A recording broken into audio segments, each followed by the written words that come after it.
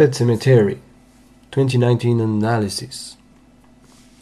Well, I saw the movie last Friday and I was down to post my review and this short analysis of mine. There will be spoilers at the time indicated in the video title. Well, I utterly enjoyed this remake, although I wasn't expecting much of it. I absolutely loved the 1989 movie. And by the way, I had an analysis for this one, but YouTube took it down for copyright issues. But I might post it again without the footages I used. So the new movie is definitely fresh. Except for John Lithgow, I wasn't a big fan of the cast, but I ended up convinced by the chosen actors. The whole family is credible, even if the relationships between all the members may not be developed enough, in my opinion. The tremendous timeless themes are still here, and the new angle is really outstanding at times. The themes that are in the novels remain so universal. King wrote one of his most visceral, hardest novel in my opinion. Indeed, it's all about death, grief, coping, resilience, religion, faith, family, guilt, and madness. The camera work is globally decent, but it could have been better, especially for the cat scenes. So one problem I have with the movie is the fact that I find Church the cat was a failure in the remake. It is not consistent. The woman sitting next to me in the theater was giggling each time he was on screen. There is no real suspense. It's a shame. And the look of the cat is not scary to me. I didn't feel the supernatural creepy stare that the 1989 movie Cat simply conveyed. Yet there are some successful, gruesome, frightening scenes in this one, and I was stunned, to be honest. Stunned to see such darkness in a 2019 movie. At some point, some people left the theater because the movie really becomes disturbing from a psychological and moral point of view. If you think about the different points of non-return of the movie, you guess which one I'm talking about.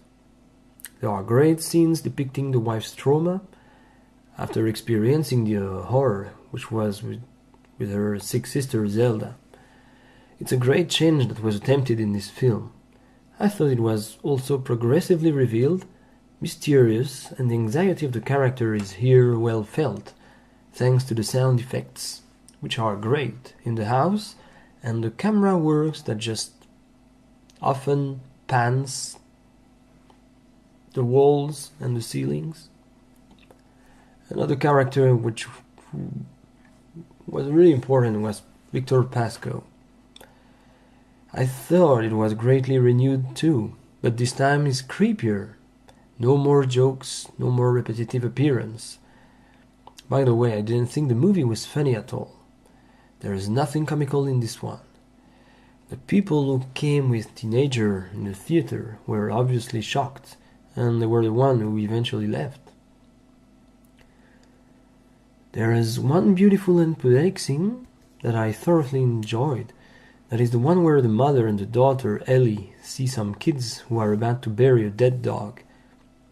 They are playing a steady beat, wearing masks, and it's really spreading an ominous atmosphere. I think it's too bad that there aren't more scenes with such meticulous shot in the remake. There should have been more.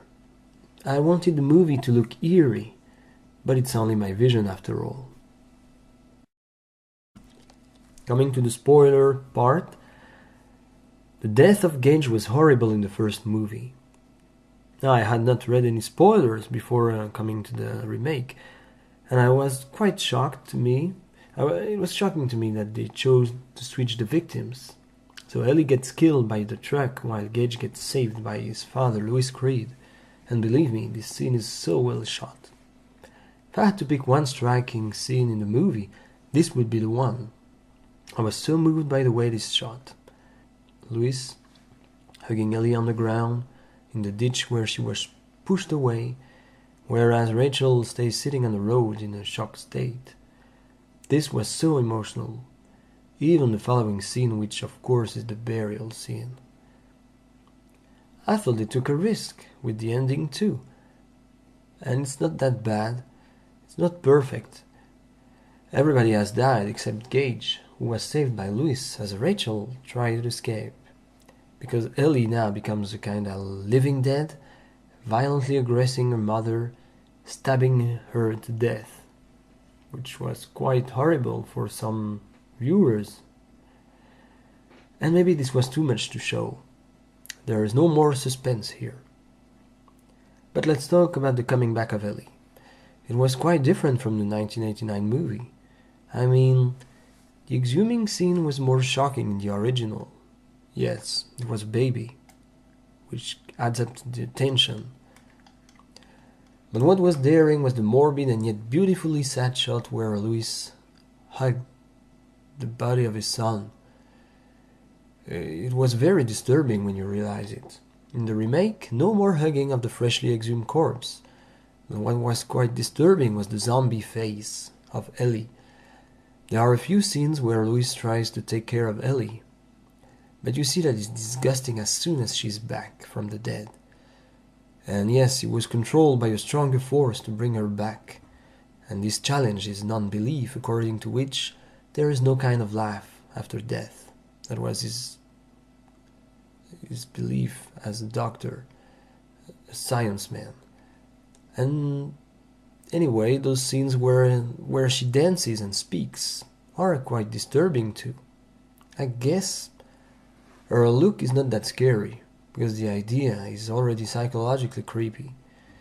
For the look, she just has one deformed eye, and to some point Louis discovers that she has been sewn at the back of her head. This movie could have been better though.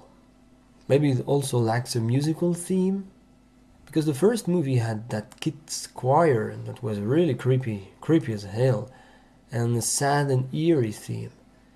In the new one, the music is more like ambient sounds to me, with lots of bending notes going down, low notes, but it's decent without being fantastic. The great point of the movie really is Judd Crandall, well acted by John Lithgow, still amazing actor, but I feel something is missing about that character. The bond he develops with Louis is quickly achieved, in my opinion.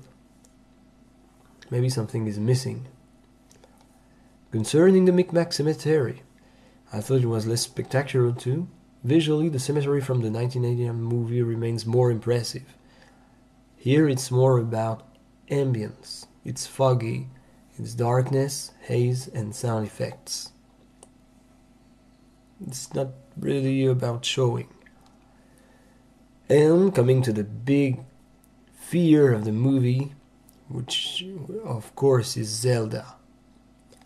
In the first movie, I speak for myself, she was a character who really frightened me and my friends when we watched that movie. That was the most frightening scene. The most frightening scenes were Zelda scenes. Now, her depiction, she's a preoccupying character, especially when she's not seen. And this is quite intelligent. She's scary, especially when she's not seen. And that's what's very scary. She is a fear lived through the character of Rachel. She's a trauma deeply carved in her, and we are able to feel it too. The crew added a different kind of death, quite graphic, and the sound makes it work really effectively. The sound makes it work. Exactly.